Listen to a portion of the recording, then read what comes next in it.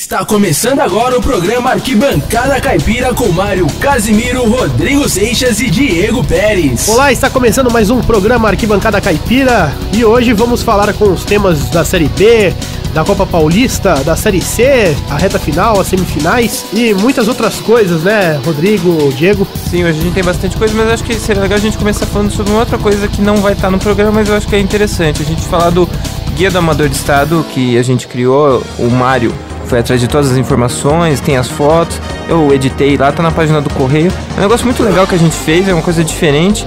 E eu queria que o Mário comentasse sobre isso, e o pessoal tem gostado muito, o pessoal dos clubes. Sim, é a segunda competição mais antiga do estado de São Paulo, da federação. É um campeonato que, historicamente, foi muito importante para os clubes do interior, que antigamente esse era o torneio principal dos clubes. E você pega a tradição, né? Por exemplo, esse ano tem um clube que foi profissional, que foi o Cravinhos, como participante. Tem clubes tradicionais dessa competição, como o Ferroviários, o Nacional da Vila Vivaldi. Então é um torneio bem interessante, reúne esse ano 22 participantes. E espero que seja um campeonato, assim, muito emocionante, como foi o do ano passado e como foram das outras edições, né? A gente vai falar do campeonato amador aqui também. Tem o link do guia na descrição aí do vídeo, você pode procurar, dar uma acessada, acompanhar. E a gente vai falar disso a partir do próximo programa, quando acontecerem os jogos. A gente vai começar com o jogo do Bragantino na Série C e o Diego vai começar falando do jogo. Beleza, jogo de ida, semifinal da Série C, Bragantino contra o Operário. O primeiro jogo foi lá no Nabizão. O Bragantino acabou empatando por 0-0, um jogo que não é tão bom por jogar em casa. E agora decide o segundo jogo contra o Operário no domingo, dia 9, lá no estádio Germano Krieger, em Ponta Grossa, no Paraná. Resultado, fica em aberto, mas para quem joga fora de casa conseguir um 0-0, eu acho que é melhor. Foi um jogo bem morno, né? Um 0-0 muito, muito fraco. As duas semifinais, o jogo do Botafogo contra o Cuiabá foi do mesmo jeito. Acho que os quatro times estavam, eu acho que um pouco de ressaca da comemoração da Série B, né, do acesso da Série B. A gente fala da ressaca, assim, de comemorar, claro, obviamente. Mas os times jogaram, assim, um pouco, assim, não os 220 que estavam perdeu um pouco o foco. Finais, Perdeu um pouco o foco. Então, perde, assim, né? Eu acho que os dois times, nesse confronto do Bragantino, eu acho que foi um jogo com poucas chances de gol. Eu acho que o Bragantino, ele não vai mudar, acho que o seu sistema de jogo. Você vê que a melhor campanha, o melhor jogo do ano foi esse jogo contra o Náutico, né? E eu acho que o time tá focado. Eu acho que o próximo jogo pro Bragantino não é difícil, lá no Paraná. Tem a dificuldade, óbvio, pela pressão da torcida do Operário, mas o sistema do Bragantino ajuda, cara. Eu acho que ajuda muito, porque vai esperar o Operário vir pra frente pra ter a oportunidade de ganhar o jogo. Equilíbrio, né? Eu acho que é a palavra desse duelo, porque nos dois jogos também da primeira fase os times empataram. O primeiro foi 0-0 aqui, lá foi 1-1 e agora mais um 0-0 no Nabizão. E dois times muito, muito defensivos, né? Dois times que defensivamente são bem compactos, e aí o jogo fica difícil mesmo. Não é que fica feio. É que geralmente quem quer assistir, né, espera... O torcedor convencional mas não agrada, também. óbvio, porque é uns dois times que são bem defensivos, que não tem usam muito a posse de bola contra o adversário. É isso, eu acho que você pega os quatro times, eu acho que subiram, né, do grupo B, são times assim que jogam nesse sistema. São times que... Eu acho que o mais ofensivo é o Cuiabá. Dos quatro ali, eu acho que tem o Cuiabá e até o próprio Botafogo, né? Acho que o Cuiabá é um pouquinho mais, mas assim, é pouca coisa. Tanto que até o outro jogo foi um pouquinho melhor. Sim. E eu acredito que tá tudo em aberto, né? Os dois confrontos estão abertos. Eu acho que os quatro podem classificar e ir pra final. E isso traz um pouco mais de emoção no campeonato. Eu achei o jogo do Braga chatíssimo. De verdade. Se você pega os melhores momentos pra ver, dá 1 minuto, 2, assim, não tem nada. Eu falei porque se a gente for analisar os outros jogos também, os dois times jogaram aquilo que vem jogando. É que acabou que o placar não ajudou. Cria uma expectativa maior. Teve 7 mil pessoas no Nabi, né? Um público que não acontece toda hora. E eu acho que o Braga perdeu um pouco o foco. E o que ajuda também muito, a garrafa PET, né? A promoção da federação. Sim. Mas eu acho assim, que o torcedor de Bragança Paulista, ele é muito acomodado, porque um jogo como esse é um jogo pro time arrecadar um dinheiro, né? Coloca 30 reais, que seja 20 reais, porque a garrafa PET é legal. é legal, mas não gera renda nenhuma pro clube, né? Daqui a pouco eu vou até falar um pouco do Operário, como é que eles funcionam, que é uma maneira muito mais profissional, com uma torcida que aparece bastante e é um sistema que funciona. Porque o Braga, eu acho que até por estar saindo alguns jogadores, eu acho que o foco não tá muito nessa Série C. O Fabiano saiu, o Peixoto saiu, o Adenilson também saiu. E assim, o time perdeu alguns jogadores importantes pra caramba e eu acho que isso vai fazer muita diferença. Eu acho que o Operário é favorito não só por jogar em casa, mas porque o Braga também perdeu jogadores. O Bragantino não tem peça de reposição, né? Você viu nesse primeiro jogo, o Vitinho acabou tendo uma indisposição estomacal e não jogou o jogo, né? E o indisposição estomacal e acabou não jogando, né? E o Danilo Bueno entrou no jogo muito apagado, muito discreto, não jogou praticamente nada. Então, você vê, uma peça que o time perde já muda completamente. Agora perde o Fabiano, que estava sendo um dos principais jogadores. Foi pro Vitória, vai jogar a Série A. Perde o Matheus Peixoto, que é o artilheiro da temporada. O artilheiro e o único centroavante. O Gustavo 25 não tem a qualidade que o Peixoto tem e não tem outro centroavante no elenco. E perdeu também o Adenilson, volante, o cara que resguarda ali a defesa. Vai jogar o Valfrido também, que a qualidade é muito abaixo. Então o Bragantino perde para esse segundo jogo e o Operário tem voltas, né? O Índio volta, que é o principal meio-campo. Volta o Schumacher também, artilheiro do time. O time do Operário é muito bom. A dupla de ataque é olha só, é o Bruno Batata e o Lucas Batatinha. É verdade. é um ataque bem diferente, assim. E outra, o trabalho que você estava falando sobre o Operário, o trabalho deve ser, assim, parabenizado porque é incrível o que o Operário fez nos últimos 3 anos. Ascensão, né? De ter sido campeão lá da Copa do Paraná, de ter feito uma campanha extraordinária o ano passado da Série D, que é o campeonato mais difícil que tem do Campeonato Brasileiro. Os times dão a vida ali para ter um calendário no outro ano. E essa campanha desse ano também foi muito bem. O confronto do Bragantino e Operário foi muito parecido com o jogo da primeira fase. Vale lembrar que também foi um 0x0 o jogo da primeira fase entre Bragantino e Operário aqui no Nabi Abichedi.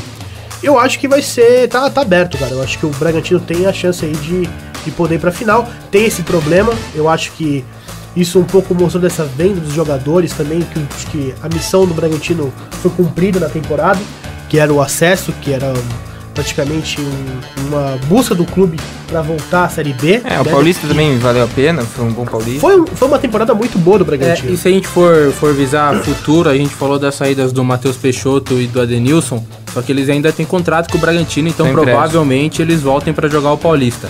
O Alex Alves, principal jogador do time, também já renovou até 2022 e deve continuar aí no Braga. É claro, não surgiu uma proposta de um grande clube aí do Brasil.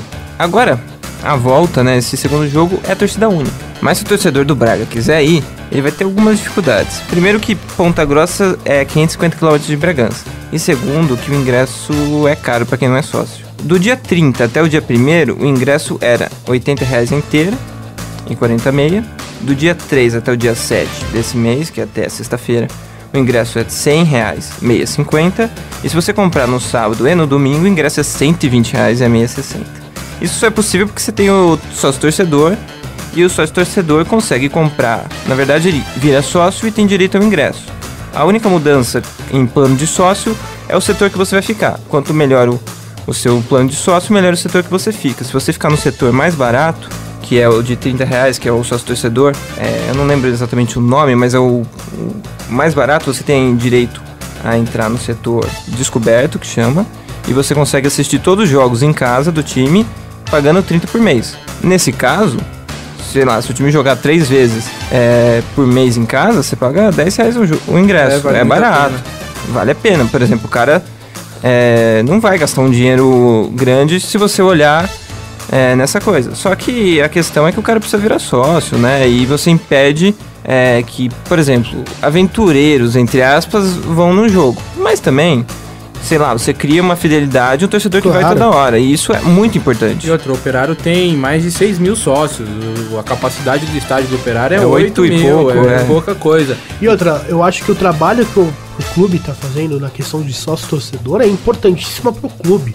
Se o torcedor torce para o Operário, ele quer ver o clube bem, tem que fazer o plano do sócio-torcedor. Não é só ir no jogo, né? Não é só ir no jogo. E eu acho que muita gente achou diferente a proposta do Operário de cobrar, por exemplo, na primeira fase R$80 para assistir uma primeira fase de uma Série C, muita gente reclamou, Mas assim, pro outro lado, você tem a opção de ser sócio torcedor do clube. Daí fica barato. Você colaborar com o clube, pro clube crescer. E você vê que, assim, a comunidade que torce pro Operário tá ajudando o clube. E se você ajuda o clube a investir melhor no seu estádio, nos seus jogadores e fazer o clube crescer. Isso é importantíssimo. E ganha com os benefícios, porque certamente vai ter desconto em camisa, vai ter... Tem. O clube é muito profissional e e você entra no site, tem qualquer coisa oficial do clube. Tem almofada do clube, tem chaveiro, tem qualquer coisa que você procurar lá do clube e você acha alguma coisa para vender no site. Eles têm bastante rede social, eles são bem ativos. E nessa questão, você aproxima o torcedor do clube. Por exemplo, na minha opinião, todos os clubes deveriam ter planos de sócio-torcedor. E você ter o contato do torcedor com o clube. Isso mostra um pouco também da gestão do clube ter uma liberdade de mostrar pro torcedor o que está acontecendo com o clube, de esclarecer as coisas e de você ter uma gestão limpa, de você passar isso pro torcedor e o clube crescer. Pra mim, qualquer clube, pelo menos da Série B, da Série C, deveria ter seu plano de sócio-torcedor. Porque não é uma empresa que vende um produto, você compra e fica feliz ou não com o produto, e depois, se você não gostar, você não compra mais. Um clube, né? O clube, ele tem uma responsabilidade com a torcida, sempre tem. Claro. Até por esse lado que o Mário colocou, da questão da gestão, da diretoria, alguns clubes não têm sócio-torcedor exatamente por isso, porque você tendo sócio, ele vai votar em eleição, ele vai querer saber o que acontece com o time, e tem clube que não é viável fazer isso. Não é viável não pela instituição, mas por quem comanda o clube ali. Beleza. No outro jogo da Série C, entre Cuiabá e Botafogo, 0x0 o primeiro jogo de ida lá no campo do Cuiabá também. A Arena Pantanal bateu o recorde, impressionante. 24 mil foi o público da Arena, que cabe 41 mil torcedores, e foi o maior público de um time do estado na arena. Porque assim, lá não tem jogo, né? Não tem muito o que fazer, e eu achei o gramado da Arena bem ruim. A Arena em si tá um pouco abandonada. Não, né? a Arena Cuiabá tá péssima, né? A Arena Pantanal. Porque o que acontece? A Arena Pantanal virou um elefante branco. Depois da Copa do Mundo de 2014, ela praticamente foi usada em poucas ocasiões. O Bragantino chegou a jogar contra o Corinthians numa Copa do Brasil lá, uns anos atrás. É um estádio muito deficitário nessa questão de ter um clube tradicional, que tenha jogos lá, que tenha eventos na Arena Pantanal. Eu acho legal a ascensão do Cuiabá, porque futuramente pode usar, seja a casa do Cuiabá na Série B, provavelmente.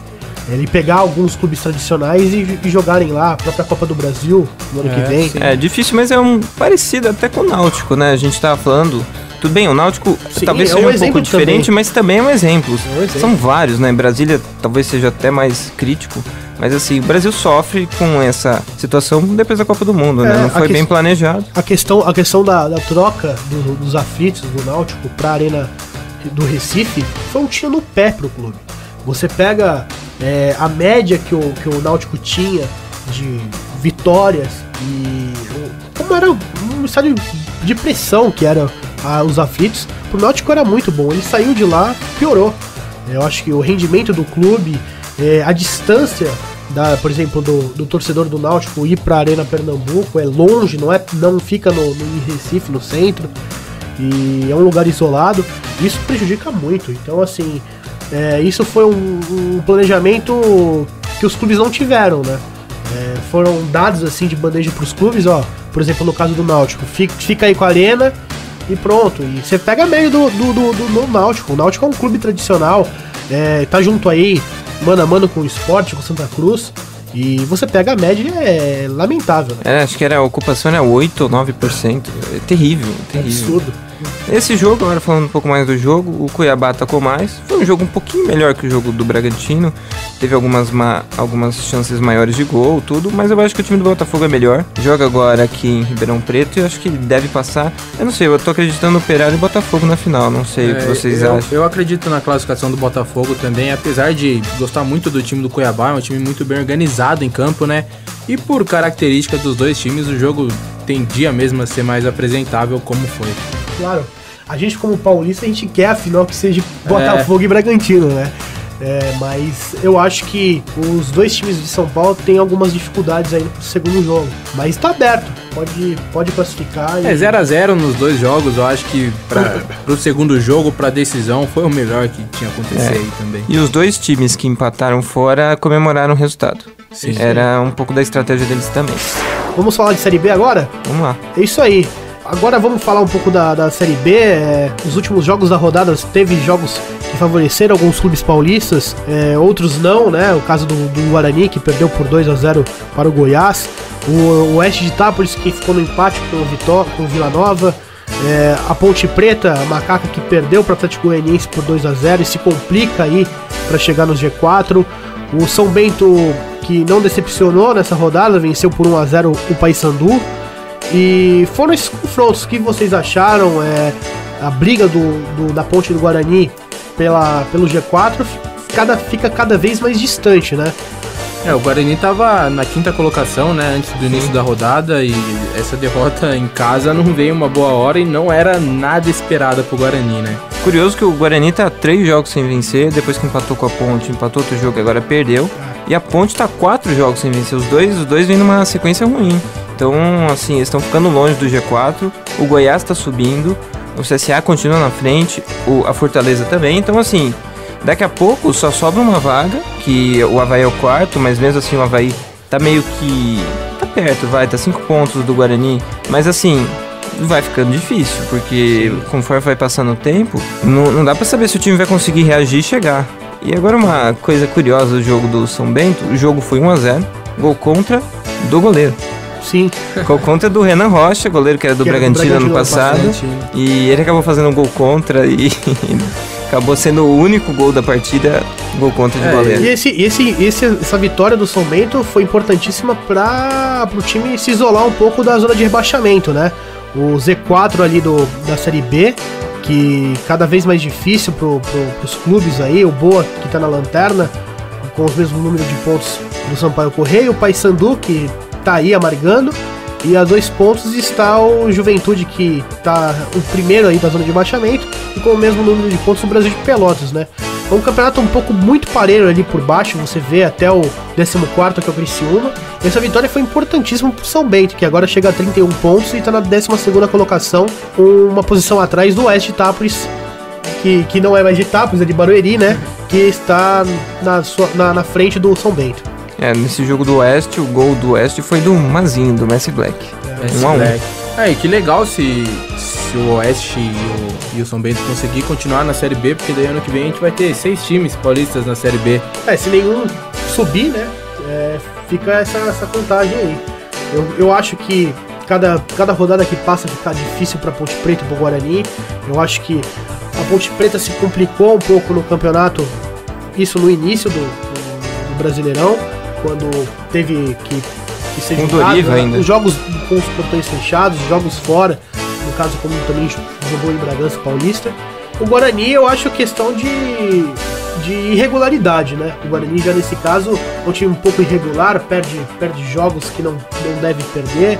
Algumas posturas do clube eu acho que, assim, dentro de campo, eu acho que é um pouco limitado. O próprio clássico, né, contra a Ponte Preta, você vê um time que não foi pra frente da Ponte. Ficou com medo no final do jogo. Que eu acho que comemorou o empate. No final, eu acho que também foi um pouco complicado, porque o Ponte ganha no Bingo de Ouro, né, no turno. Mesmo assim eles estão na frente, mas não dá pra botar muita fé em nenhum dos dois times. Eu acho que eles precisam reagir e ganhar mais jogos, porque empatar muito no campeonato de pontos corridos não adianta. E você vê a ascensão, por exemplo, de clubes que estavam ali beirando a 4ª colocação, o caso do CSA de Alagoas, que hoje é um vice-líder, depois do tropeço do Goiás, né? E você pega a 4ª colocação com o Avaí, que é o 4º colocado, já é 2 pontos de frente do Atlético Goianiense, né? Então começa a ficar um pouco distante, e é isso, cara. Se você não tiver regularidade, você vai acabar ficando aí de fora. Começa a ficar um pouco distante, mas é um campeonato que tá bem equilibrado também, né? Você vê o 4º colocado e o 6º, 4 pontos de diferença só. O próprio CSA, que há pouco tempo tava ali na 4ª colocação, agora ainda tá um pouquinho longe, porque o Fortaleza tá muito bem, né? Uma campanha impressionante do Fortaleza, mas o CSA tá na 2ª colocação e vem numa ascensão impressionante. Eu acho que é o time que mais surpreende nessa Série B, o CSA. Então agora vamos falar de Copa Paulista. A gente vai comentar um pouco sobre a má fase do Bragantino nesse torneio. E o Atibaia que tá buscando aí a classificação, que venceu hoje, na quarta-feira, o Audax fora de casa pelo placar de 2-1. O Tavares fez gol, o Danilo. E essa vitória foi importante pro Atibaia se aproximar aí da zona de classificação, né? O detalhe é que os 2 gols foram no final do jogo. O Atibaia aqui no Campeonato Paulista marcava gol toda vez no final, voltando a marcar gol no final. E quando marca, acho que a fase tá começando a ficar boa. É engraçado falar isso porque você vê, mudou o técnico, mudou o esquema do time e o time continua aí com essas curiosidades aí de fazer gol no final, né? E o Tavares tá marcando gol, hein? É o 3º gol seguido dele, né, no campeonato. É por aí. Alguns são de pênalti, mas, cara, quase todo jogo ele tá fazendo pelo menos um. Ele anotou no jogo anterior contra o Juventus, né, em Dayatuba.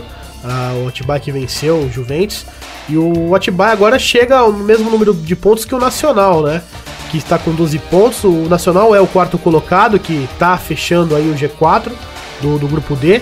E logo na frente vem o Ituano com 13. E a Portuguesa e o Audax. A Portuguesa em segundo com 15 e o Audax líder com 16, né? Eu acho que vai ser a busca dessas 4 vagas vai ser esses 5 colocados agora, né? Esse grupo ficou muito forte, né? Você tem muito time tradicional nesse grupo, né? Portuguesa, Nacional, Juventus. Né? É a questão de ser regionalizado que acontece isso, né? Você pega esse grupo D, pra mim é o grupo mais forte. Eu acho que esses 4 times que irão classificar vão buscar até o final esse título aí da Copa Paulista.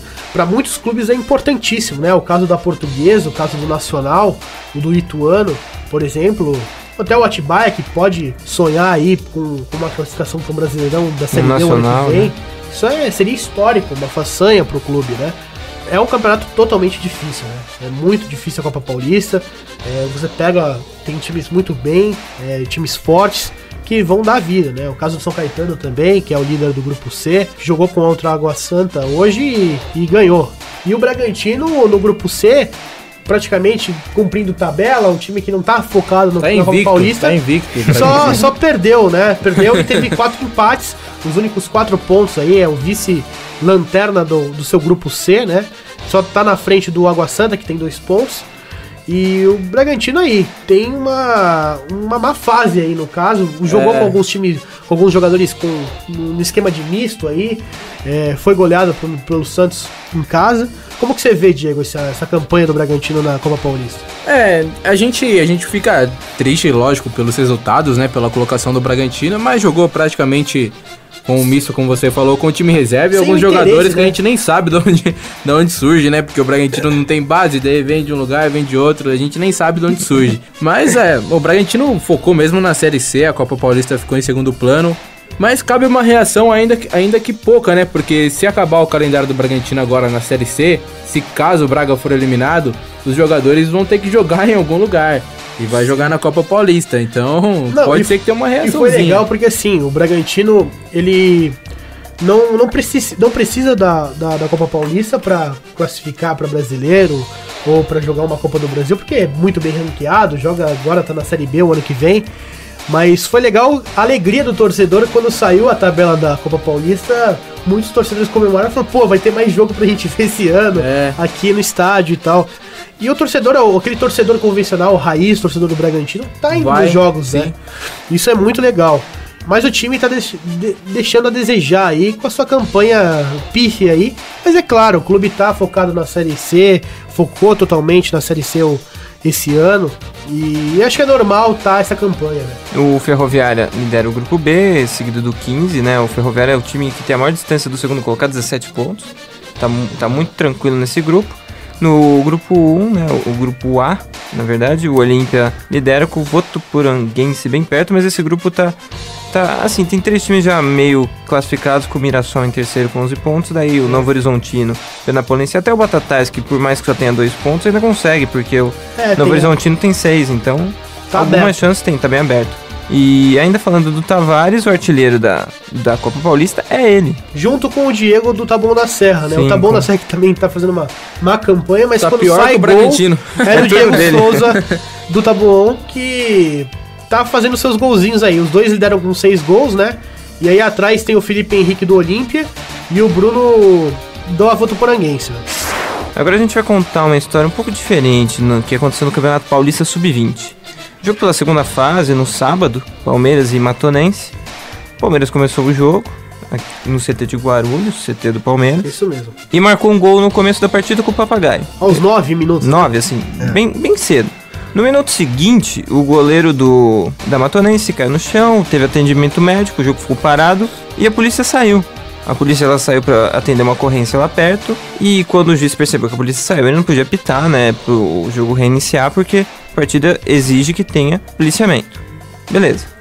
Daí o juiz foi lá, falou assim, ó, a gente vai esperar 30 minutos e ver o que acontece. Beleza, passou os 30 minutos, o juiz chegou e falou assim, ó, eu já conversei com o pessoal lá, daqui 15 minutos a polícia chega. O vice-presidente da Matonense, o Paulo Roberto Rezende, ele ficou super furioso e falou assim, não vai ter mais jogo, vou tirar meu time. E ele saiu. Nesse tempo, enquanto ele saía até, em 5 minutos a polícia chegou. Daí o juiz falou, não, a polícia chegou, agora vamos jogar. Não vamos jogar. Porque era uma ordem do presidente da Matonense. E aí o clube saiu de campo. O clube saiu. Não vamos jogar e saiu. Não tinha dado os 30 minutos ou já tinha? Tinha, mas... É o que acontece. Existe essa previsão de esperar 30 minutos. Pra ver o que vai acontecer. Passou, a Matonense saiu de campo. O que aconteceu? O árbitro relatou isso na súmula, foi encerrado o jogo. Se você pegar a tabela na Federação Paulista, tá os 3-0 para o Palmeiras. Hoje eles tiveram uma decisão de WO, Palmeiras venceu por 3-0, mas no fim o placar nem mudou tanto, porque tanto o Palmeiras como a Matonense avançaram no grupo, o Palmeiras classificou em primeiro, e a Matonense classificou como quarto melhor terceiro colocado. Mas se já passou o tempo, o presidente não tava na razão dele ali? Então, mas isso aí é um pouco assim... É bom senso, cara. É um pouco polêmico, é bom senso. Eu acho que na questão, assim, não foi uma ambulância, não foi uma irregularidade do Palmeiras, atrasou a ambulância não chegou. Foi um caso de uma viatura. Então a viatura teve que cumprir a ocorrência e sair do campo. Não é uma coisa assim, um absurdo aí que o Palmeiras tem a culpa nisso. Tava com 10 minutos de jogo, fala sério, né? Sim, e já tá com 1-0 pro Palmeiras. Acho que se eles estivessem ganhando, acho que não ia acontecer isso aí não, hein? Duvido. Eu acho que foi uma forçação um pouco de barra da diretoria do Matonense de tirar o elenco em campo. Eu sou contra isso. Eu acho que futebol você resolve dentro de campo. Cara, você tem que jogar. E você tem que ganhar o jogo lá. Você não tem que ficar saindo, resolvendo. Eu vi isso daí esse ano lá na Taça Ouro. E é lamentável isso, cara. Eu não acho correto você tirar o time de campo pra um clube vencer aí nos tribunais aí. Essa história aí do Mário, se você tiver mais interessado, tem um programa que a gente gravou só sobre as histórias do Mário no Paraguai. Você pode procurar e você dá uma olhada melhor aí e aproveita pra conhecer melhor essa história. Chegou ao final mais um programa Arquibancada Caipira, o nosso 18º programa. A gente continua aqui falando sobre futebol caipira. Você pode conferir o nosso conteúdo no YouTube, no Facebook. E a gente vai seguindo aqui, a gente vai agradecer mais uma vez o Mauro. Continua aqui com a gente, o Mauro Soldi, olha lá, ele ficou animado.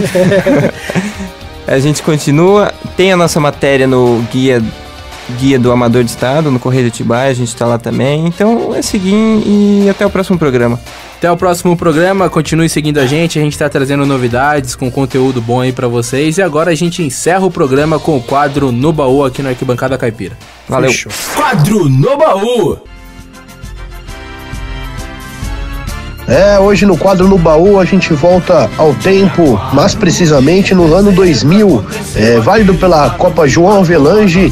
Fluminense e São Caetano se enfrentavam no estádio Mário Filho, Maracanã, no dia 26 de novembro de 2000. Naquele jogo, o São Caetano bateu o Fluminense por 1-0, gol de Ademar aos 27 minutos do segundo tempo. O Fluminense jogava com Murilo, César, Regis e Jorge Luiz. O Asprila entrou depois, Paulo César, Fabinho, Marcão, Roger, que depois foi substituído pelo Fernando Diniz, que hoje é técnico, e Jorginho, esse mesmo também, da Barcelusa. E no ataque era Rony, que também foi substituído pelo lugar de Agnaldo, e Magno Alves. O técnico era o Valdir Espinosa. No São Caetano, o goleiro era o Silvio Luiz, Japinha, que depois foi substituído pelo Nelsinho, Daniel, Serginho e César. Claudecir, que depois também passou para o Palmeiras e foi substituído pelo Marcão, Adãozinho, Ailton, que depois foi substituído pelo Zinho, e esquerdinha. No ataque, Ademar e Wagner. O time era comandado pelo técnico Jair Pisserni. A vitória foi importantíssima para o São Caetano, que passou para as quartas de final daquele Campeonato Brasileiro, né, que era João Avelange. Foi crucial para a caminhada até chegar à final, que depois enfrentaria o Vasco da Gama, e teve aquela final polêmica no primeiro jogo no estádio São Januário, e depois foi remarcado para o Maracanã em 2001 e o São Caetano acabou perdendo. Foi um time que marcou a época, o São Caetano, pela essa sua subida ao futebol brasileiro, naquela competição que teve módulo amarelo, módulo verde. Depois, em 2002, foi vice-campeão da Libertadores, perdendo para o Olímpia na final, no Pacaembu, nos pênaltis. E hoje é um time que joga a Copa Paulista, está na Série A1 do Paulistão, e pretende voltar a essa época gloriosa que foi os anos 2000 para o São Caetano, que jogava a Libertadores quase todo ano nessa época aí, de 2002 até 2004. O time que sentiu muito depois a morte do Serginho em 2004, e aí o time entrou em decadência. Futebol é na ABC. Fora do São Caetano, Ademar vai, chegou contigo nesse embalo, barreira composta com 6 homens, Ademar, vai lá Ademar, capricha aqui, da rede! Gol!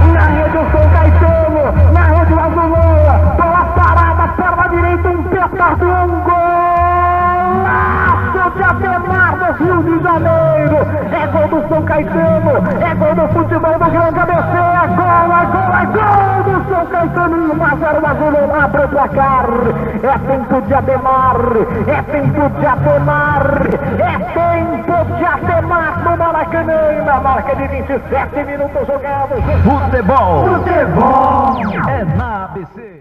Balanço, segura a bola aí, meu garoto, rolou pra Ademar, enfiou pra entrada, né? Passou por todo mundo, sobrou, Zinho mandou bola cruzada da direita pra esquerda, passa por toda a extensão da grande área, sobrou uma ponta esquerda, César, vamos lá César, no balanço, chamou pra um dois, sobrou viradinho, o tiro pro gol, Ademar, passa a direita de Murilo, vai embora, tiro de meta para o Fluminense, Sampaio.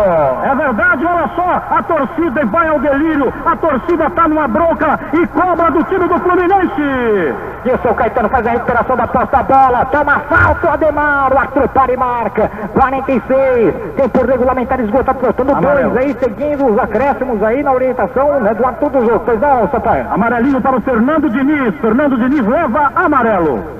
Cartão amarelo para Fernando Diniz, camisa 20 do Fluminense, vai terminar o jogo no Maracanã. O futebol do Grande ABC pode estar chegando às quartas de final da Copa João Avelange. Olha a bola tocada na esquerda, passa mal o time do São Caetano, dá recuperação para o Flor. Lançamento feito ao campo de ataque, a bola chega, a zaga do São Caetano vem, se recompõe, esquerdinha, coloca no chão. Solta a bola para Nelsinho, Nelsinho finta o marcador, segura o time do São Caetano, perna esquerda faz o lançamento, estica boa bola, foge do marcador, o Adão, segura o time do São Caetano no ataque. Adão adiantou um pouco a bola, ganhou na zaga. Atenção, tem Zinho, como também o Wagner prendeu o Adão. Fez o lançamento agora para Wagner. Bateu na zaga, sobrou para ele. Adão pela ponta direita no contra-ataque. Deitou de perna esquerda para Wagner. Matou no peito, encontrou o Zinho. Zinho dominou, puxou para a perna esquerda. Atenção ainda o Zinho. Espera a passagem, ninguém passa. Invadiu a área. Pintou um golaço. Saiu o Murilo do gol. Defendeu. Que coisa, o Zinho deram brecha. Ele se meteu no meio da defesa do Fluminense. Por pouco o São Caetano não marca o segundo, Sampaio. Acabou! Apito árbitro!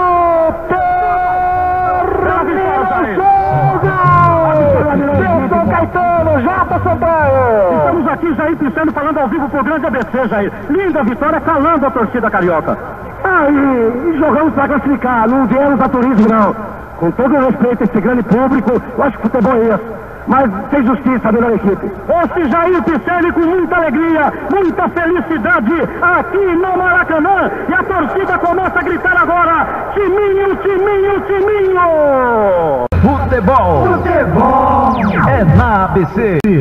nesta tarde lá no Maracanã. O goleiro Silvio Luiz, como foi hoje? Bom. O Japinha? Razoável.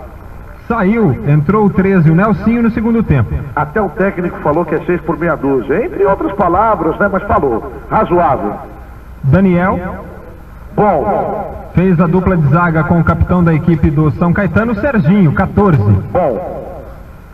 Aí nós tivemos o glorioso César pela lateral esquerda, que conversou conosco. Bom.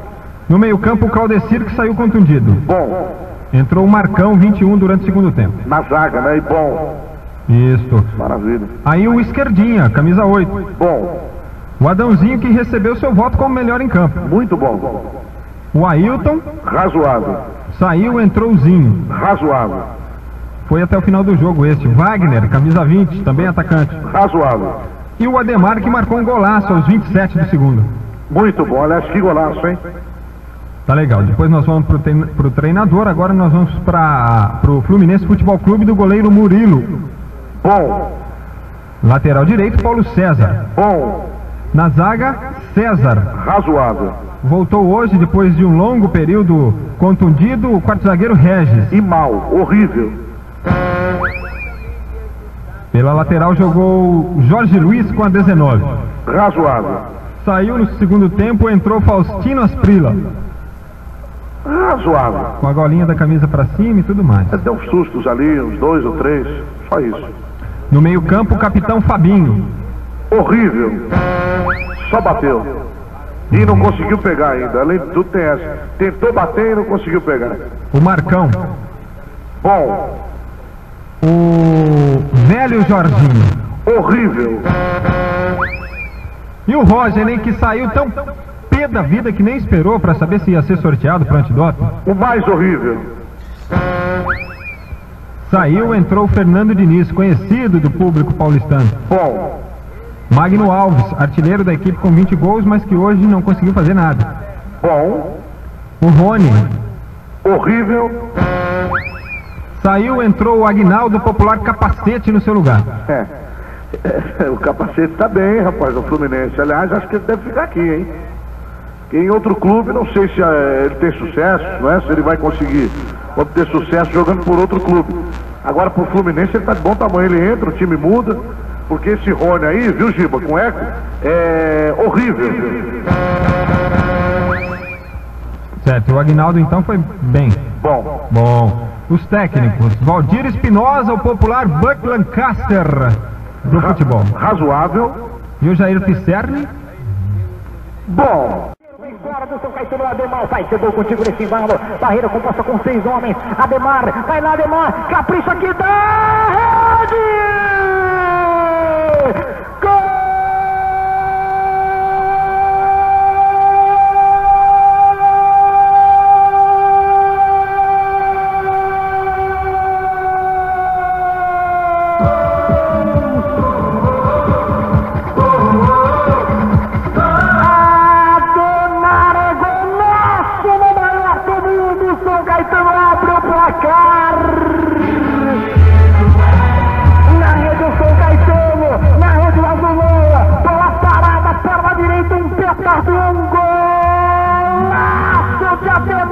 Rio de Janeiro, é gol do São Caetano, é gol do futebol do Grande ABC, é gol do São Caetano, 1-0 Azul, abre o placar, é tempo de Ademar, é tempo de Ademar, é tempo de Ademar no Maracanã, na marca de 27 minutos jogados. Futebol é na ABC. Você ouviu o programa Arquibancada Caipira.